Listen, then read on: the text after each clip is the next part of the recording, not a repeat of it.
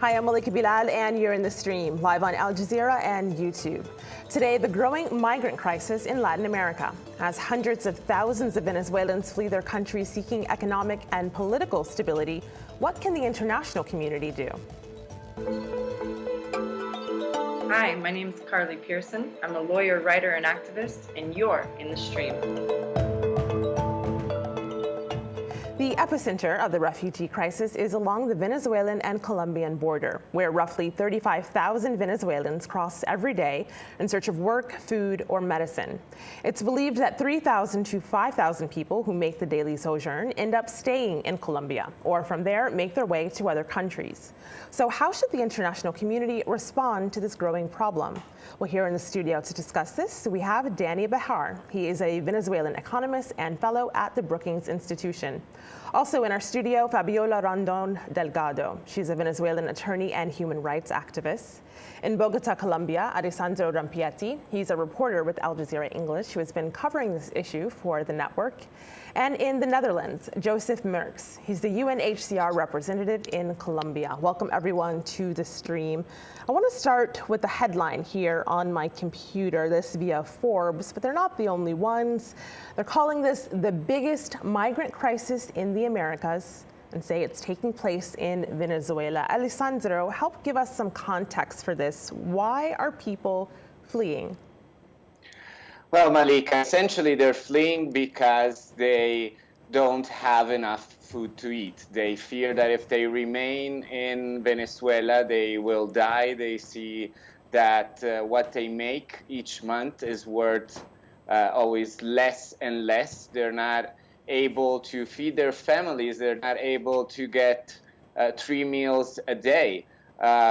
This has been just becoming worse and worse. And it's something that has just increased in sheer numbers in the last couple of years.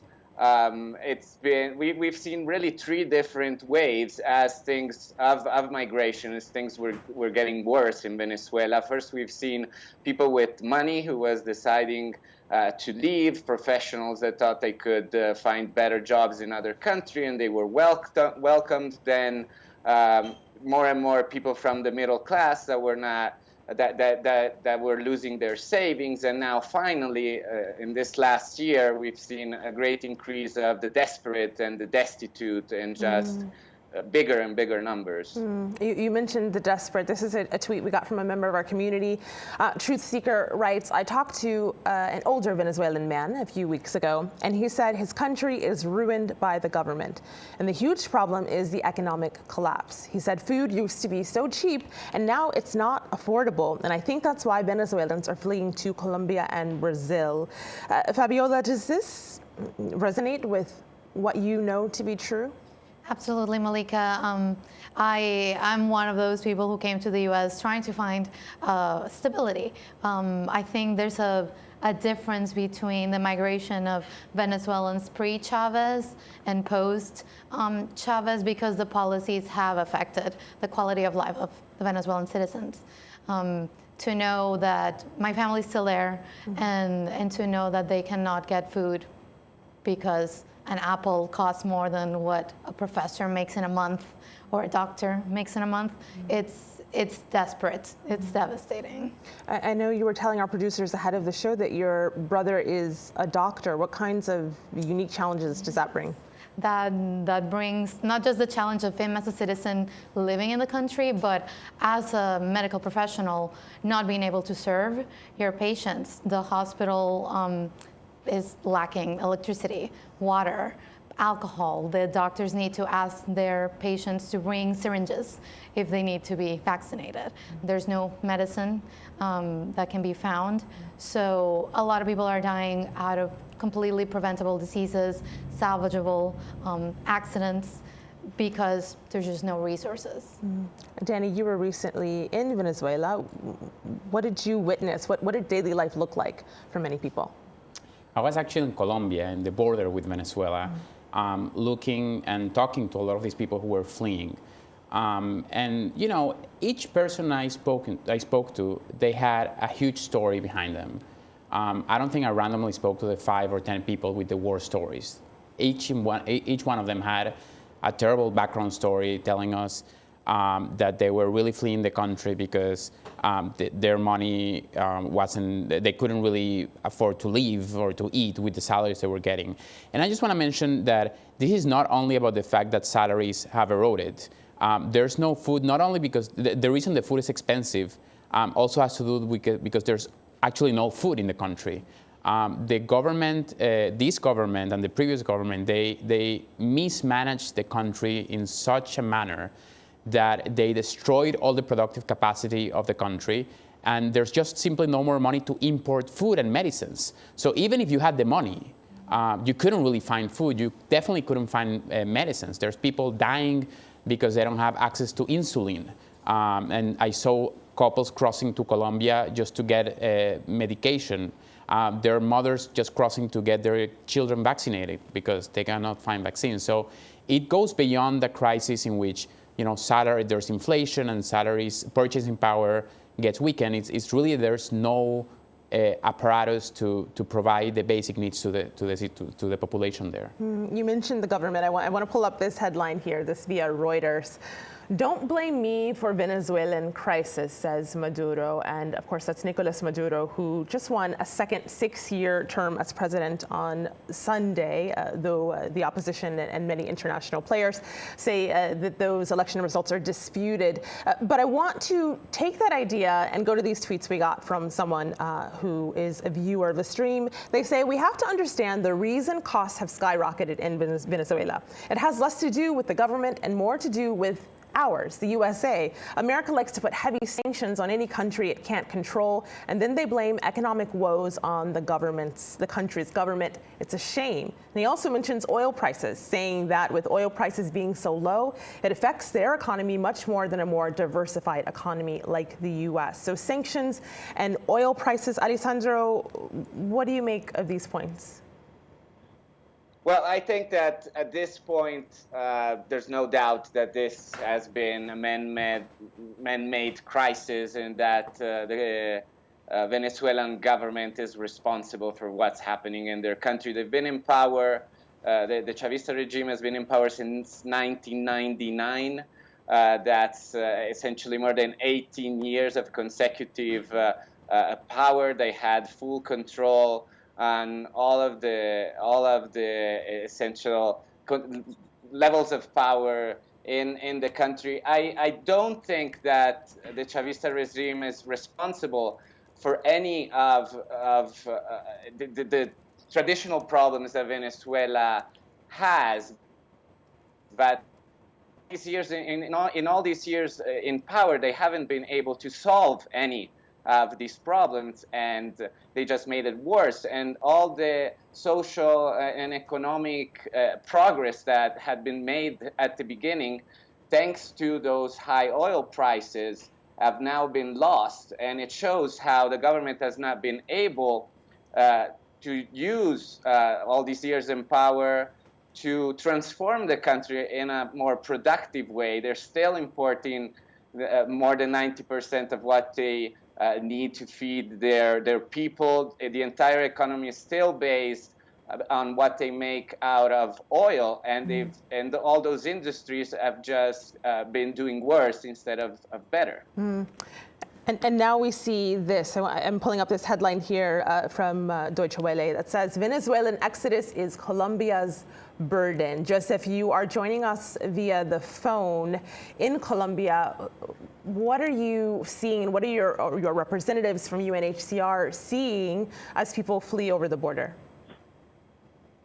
Yeah, we are not talking that much about Venezuela. We look at the consequences in the neighboring countries. And in my case, in Colombia, we see a huge presence of Venezuelans, not only in the border areas, but also in big cities like Bogota, Medellin, Barranquilla. Moreover, there's many Colombians that traditionally had sought safety and protection inside Venezuela that are now also returning in big numbers. So we, of course, not one country in the world is prepared for such a big number of arrivals in a relatively short time. So as a UN agency, UNHCR, we are trying to complement what the government is already doing, but much more need to be done because we see people sleeping on the streets, in parks. We need more support in all kind of fields, especially for female-headed households, for the children. 30-40% of the Venezuelans in Colombia are children. And then also a large group of Venezuelans are continuing their journey to Ecuador, to Peru, Chile, Argentina, and they are transiting through Colombia. But the others are staying, and they have many needs. Jenny, you wanted to say something? Yeah, well, no, just complementing that. Indeed, this is a huge outflow. I believe that given the fake or election that happened on Sunday, because there's no real willingness or capability of the government to fix, the Venezuelan government to fix the issues, we're going to see this outflow increasing dramatically, and this could actually reach proportions of the crisis that we saw coming out of the Syrian war. And I think this is really scary, and that's why it's important for the international community to stand up next to countries like Colombia and Brazil and Ecuador, who have been very welcoming to these refugees, but they still need a lot of resources, much more than what they've gotten so far. So I think that fact is weighing heavily on many of our community members' minds. We got this tweet on how will Colombians embrace their neighbors, especially if many of them are actively looking for the same resources: housing, food, stability. We got a video comment from someone who was echoing that sentiment. This is Jamie Shank. She is a young professional in foreign policy, and this is what she had to say. I think regional coordination is extremely important in helping Colombia address and accommodate the number of Venezuelans arriving to the country. Colombia already has one of the highest numbers of internally displaced people in the world after decades of armed conflict. And while Colombians have been really welcoming to their Venezuelan neighbors who originally arrived, knowing that Venezuela accepted a large number of Colombian refugees during the armed conflict, we do see an increase in xenophobia and anti-immigrant sentiment, resentment, that this feeling that Venezuelans are taking already scarce jobs, are increasing crime, and that will only increase as Venezuelans continue to come. Alessandro? Well, a few things here. It's true that possibly up to 4 million Colombians have looked for refuge in Venezuela during the height of the conflict here. But that happened over a period of time. All those people moved over almost 20 years, and they were moving to a country that needed labor. Instead, what we've seen in the last 2 years is the arrival of almost 1 million Venezuelans into Colombia altogether. And Colombia is definitely ill-equipped to deal with this kind of influx. So I think it's really necessary now for the international community to recognize this for what it is, a major refugee crisis. I've seen estimates that to deal with this number of migrants, I have the numbers here, we would need between 2.8 billion and 5.2 billion US dollars. None of that money has been raised yet. The U.S. is saying there are 5,000 people fleeing Venezuela on a daily basis. That means that we could expect almost 2 million people in the next year arriving. And so definitely it's the time for this to be treated at the scale at which is moving forward. Joseph, I pulled up this from the UNHCR, a Twitter handle, Refugees EU, and they're quoting you. 89% of Venezuelans arriving in Colombia indicate that they want to stay in Colombia. Our operations currently are only 7% funded. Can you tell us about the capability of your resources, but also of Colombians? How are they responding to this? And do you think much more is needed? Yeah, definitely much more is needed. And one sector, for example, the health sector, is really under a lot of strain now because they already have difficulties to provide health services to the Colombians. But now with this additional population, there's really a lot of needs, and the services are very limited. And many of the Venezuelans do come with chronic diseases or with new diseases that didn't exist in Colombia for a long time. And in the education sector, it's the same. Probably 60% of the children are not going to school. So there's a lot of need. And I fully agree with the other person that said that the international community has to do much more. And that's why we are really worried about the funding level that you just mentioned. We need more support. We need to complement what the government of Colombia is doing. They are doing their best. They have a good response in itself, but they also, as we know, next Sunday there are elections. There's a change of government, and there are many needs. We can't wait for the next few months. We need an immediate response and a humanitarian response based on the protection needs of the Venezuelans. Yeah, and jumping on that, Joseph, I do believe that part of the recognition that needs to be had is by the Venezuelan government to accept that there is a humanitarian crisis. I think that there is definitely a refugee crisis, but that's the consequence of what's happening inside of the country. There's been a lot of talk about what's happening. A lot of organizations are trying to donate medicine, food, give, and because the Venezuelan government does not recognize a humanitarian crisis, is not able or accepting donations. And I pulled up this here. Of Colombia is open to receive, of course, support. They now have openly called for additional support from the international community because they see that the flow is very big, and it's also a regional problem because really many people continue to Ecuador, to Peru, where we had to open new offices. In Brazil, there's other people going in the direction of the Caribbean, Trinidad, Tobago, Curacao. So it needs a regional response as well. And we hope that the governments of the different countries that do receive Venezuelans also try to harmonize their approach in order to get a bigger response from the international community. Picking up on what you said, Alessandro, just picking up on what Joseph said, this is Diego who says Latin America should not use the domestic aspect of Venezuela's crisis as a basis for neglecting its own responsibility to provide services and protection to the Venezuelan refugees. Alessandro, what did you want to add? No, I just wanted to add, when we look at Colombia's response to this crisis, on one side, we see the president saying we need to be generous with these people who are coming here, especially given the history and the fact that Venezuela has been generous with Colombians. We see the Colombian government asking for international aid, moving towards building shelters and so on. But on the other side, and this seems contradictory, they're tightening border controls and making it more difficult for the people in Colombia to work legally. And this is having consequences because most of the people who are in Colombia are in the very volatile region of Norte de Santander, on the border with Venezuela. There are a lot of criminal groups who operate in this area, and many of these people who can't work legally end up being easy prey of criminal groups, or ending up picking up coca leaves, for example, or becoming part of these mafia groups in the region.